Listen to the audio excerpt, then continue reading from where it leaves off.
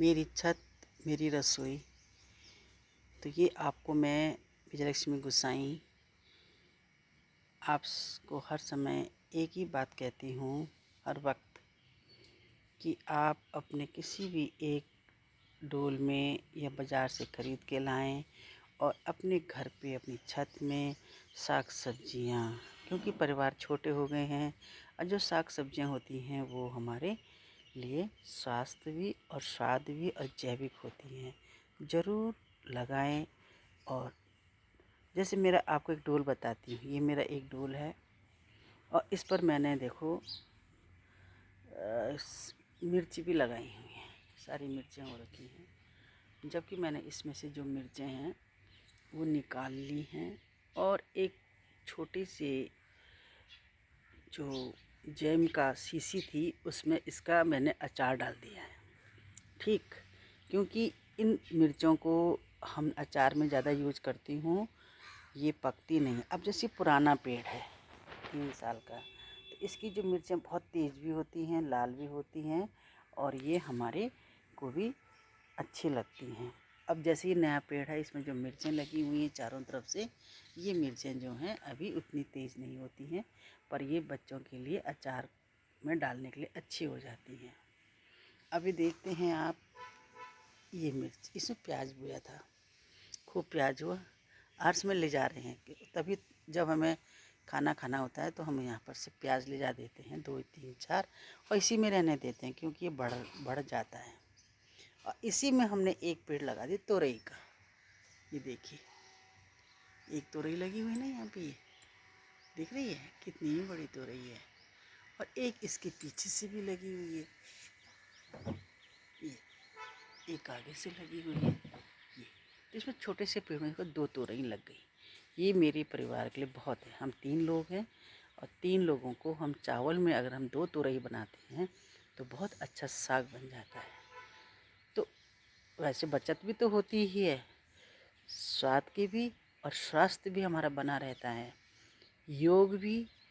और इसमें जो हम छत में जितना हम इसमें बनाते हैं, मतलब साग सब्जियों को उगाते हैं, तो ये निरोग भी रखता है और हम इसमें जो परिश्रम करते हैं वो हमारा योग भी होता है। इतनी चीज़ें बहनें हमें इससे प्राप्त होती हैं। और ज़्यादा से ज़्यादा आपके 24 घंटे में 1 घंटा क्या 15 मिनट आपको देना होता है, और 15 मिनट 20 मिनट आप इसमें देखो। ये यहाँ पर आपको दिख रहा है मुर्रा, इसी के किनारे पे मैंने मुर्रा भी बो रखा है। ये आज 3 साल हो गए इस मुर्रा को। इसकी तोड़ देती हूँ, फिर खूंक आ जाते हैं। और यहाँ पे भी जो है हमारी मिर्च भी है पुरानी वाली, और ये दोनों पुराने पेड़ हैं यहाँ पे सब। ठीक, देखिए तीसरा ये हमारा करेला पीछे लगा हुआ है, दिख रहा है आपको। पहले यहाँ पे मेरा टमाटर था और अब करेला। ये करेले की बेल जा रही है, एक ऊपर भी लगा हुआ है और पीछे से भी हमारे सपोर्ट में गमले उमले लगे रहते हैं।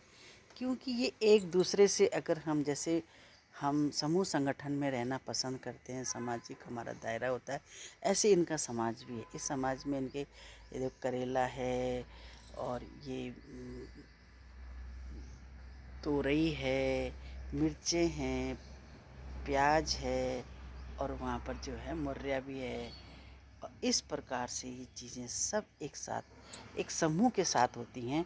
एक दूसरे को ये मदद करके ये भी हमें सिखाती हैं कि संगठन में ताकत और शक्ति होती है, एक दूसरे को सपोर्ट करते हैं। तो मैं आपको ये बताऊंगी कि आपको मेरी छत में मेरी रसोई की जो यहाँ पर साग सब्जी होती है, पारंपरिक तरीके से भी होती है, कैसी लगती है। अगर आपको अच्छा लगे तो आप सब्सक्राइब भी कीजिए और इसको जो है लाइक भी कीजिएगा प्लीज़। और मैं तो 2012 से है इसमें दिखाती आई हूँ। हाँ, पर ये है कि जैसे आजकल यूट्यूबर बड़े उससे मतलब उसे हम अपने, मेरा होता है दिखाने का मतलब बहनों को कार्यशील बनाना, चेतना कि हम शरीर के प्रति, अपने योग के प्रति सब तरह से जोड़ करके मैं इस कार्य को करती हूँ, दिखाती हूँ। मेरा उद्देश्य है बहनों का सर्वांगीण विकास करना, क्योंकि आजकल काम नहीं रह गया है, महिलाओं में टेंशन होता है। या मौन रूप में यहाँ पे एक इनके, जब आप अपने छत में सब कुछ बोएंगे लगाएंगे ना, जैसे मेरे यहाँ देखो सब है, तो इसमें क्या होता है, सुंदर अपना योग करते हैं, शांति से जो है हम लोग बातचीत भी करते हैं और प्रभु का भजन। लगता है कि सब ईश्वर की बनाई, सब ईश्वर ने हमें दिया है, बनाया, तो ये है। अब इसी के बगल में से करेला जा रहा है, दूसरे डोला उसमें भी करेला देके लगे हुए, ये करेला है। तो इसी प्रकार से मैं आपको भी कहूँगी कि आप भी एक संदेश के रूप में एक ग्रो बैग भी ले सकती हैं। ग्रो बैग में आप 2-3 चीज़ें भी बो सकती हैं, लगा सकती हैं और फसल ले सकती हैं। धन्यवाद।